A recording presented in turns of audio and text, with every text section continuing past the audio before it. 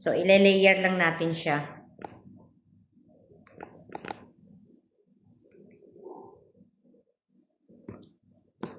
Ayan, wala si amo pero iniwanan niya ako ng trabaho. O diba ang saya?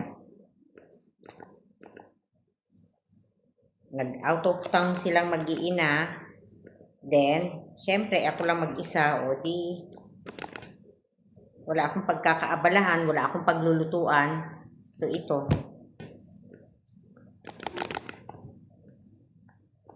Ito yung mga ibinilad natin kaninang umaga. Ayan. Madami to guys. So, hindi ko alam kung matatapos ko to ngayon. Nako, may sunstorm na naman. Okay. Pupunuin natin ito. Pupunuin natin. So, di ba ang dami?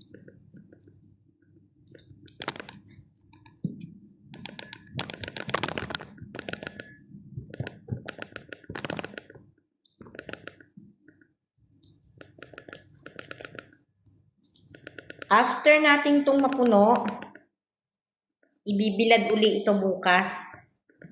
Pero nandito na siya, dito sa box na to. Ayan. O, diba? Ang saya.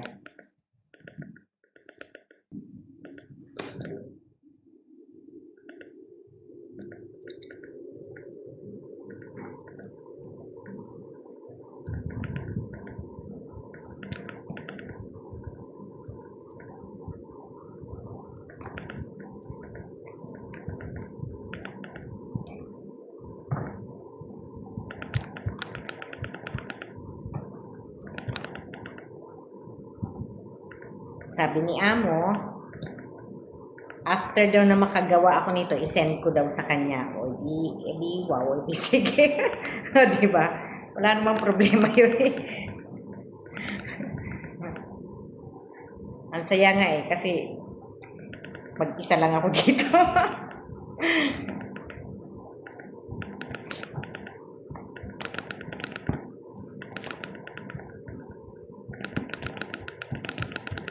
Ayan. Ayan.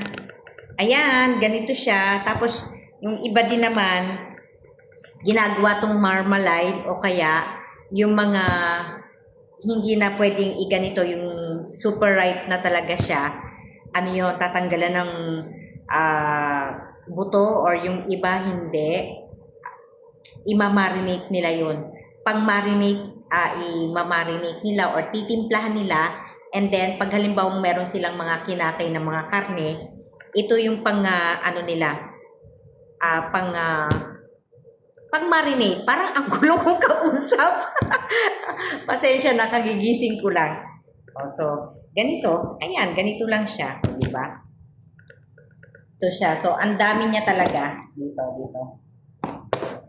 So, ganun lang, paulit-ulit lang siya ng procedure. Kailangan mabilis.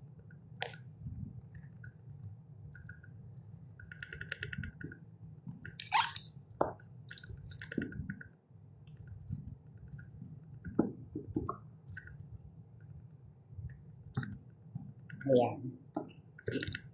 O, diba? So, ang dami mga container box nito. After namin gumawa ng yogurt lebna, so ito naman. Palibasa tag-dates ngayon, dates lang ang may date. Ang tao wala.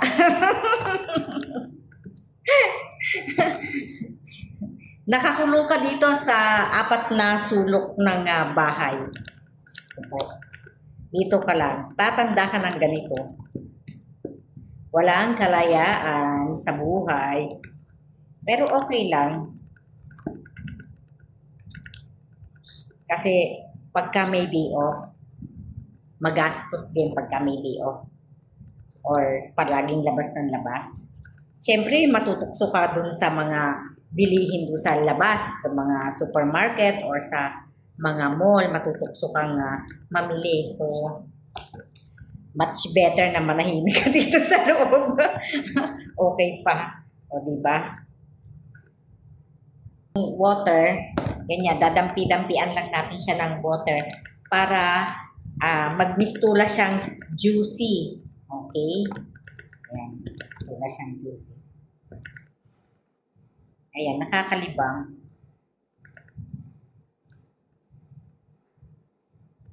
So, paulit-ulit lang to hanggang sa matapos, hanggang sa maubos.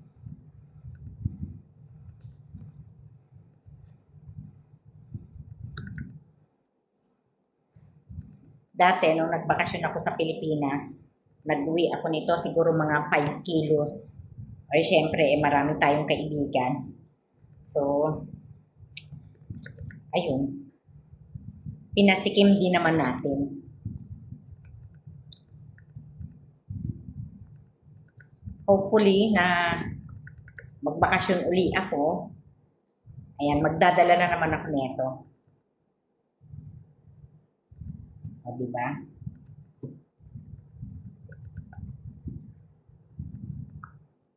Ayan. So, ganun lang, paulit-ulit lang.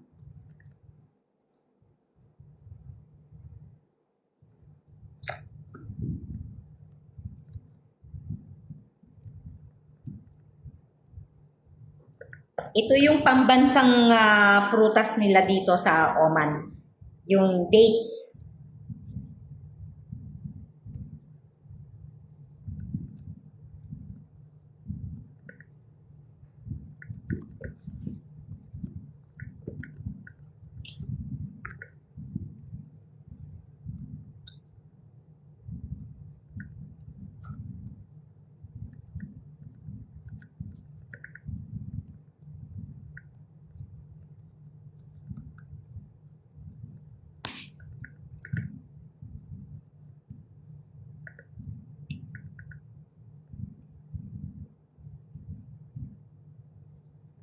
So, nakakatawa naman siyang hilera dito. Para ka lang naglalaro.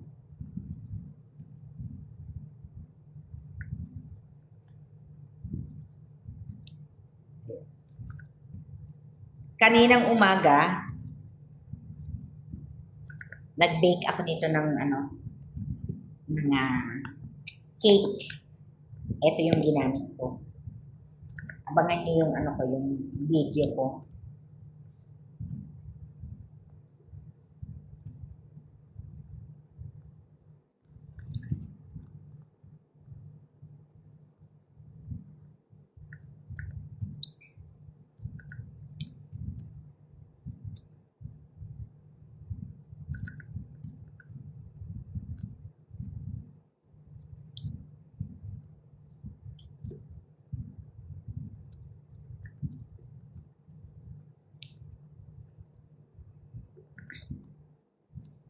Ayan. Kailangan kasi siksik siya para hindi siya magulo.